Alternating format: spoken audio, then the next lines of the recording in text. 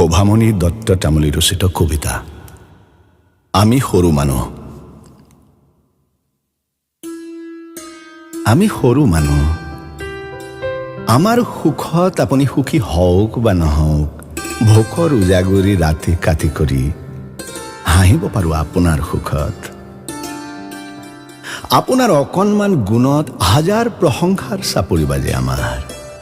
আপুনি গঙাটোপ হৈ ওপঙি পাখি লগাই উৰে শূন্যত।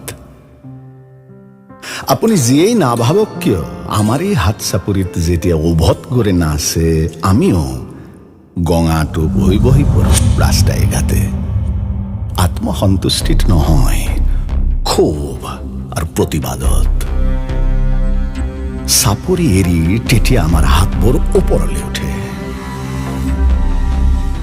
কথাবোৰ বুজিও আপুনি নুবুজা হয় সময়ত। প্ৰশংসা কৰিব নোৱাৰে আনক মৰ্যাদা কমাৰ ভয়ত। আমি সঁচাক সঁচা বুলি বুকু ডাঠি ক'ব পাৰোঁ, কাৰণ হেৰুৱাৰ ভয় নাথাকে আমাৰ। আপোনাৰ অকণমান সহানুভূতিত সুখী হ'ব জানো আমি? অকণমান মৰম আৰু বিশ্বাসত ত্যাগিব পাৰোঁ জীৱন আপোনাৰ মংগলৰ বাবে, কাৰণ আমি সৰু মানুহ। আমাৰ ভৰিবোৰ সদায় মাটিত, সপোন ৰচো সেউজীয়াৰ সতে। আকাশ চুবলৈ গৈ দমোজাত কেতিয়াও ওলমা নাই ভৰি।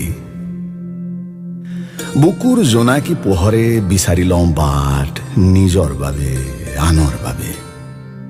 আমাক সুখী হ'বলৈ আকাশৰ জোন তৰা নালাগে, কাৰণ আমি সৰু মানুহ।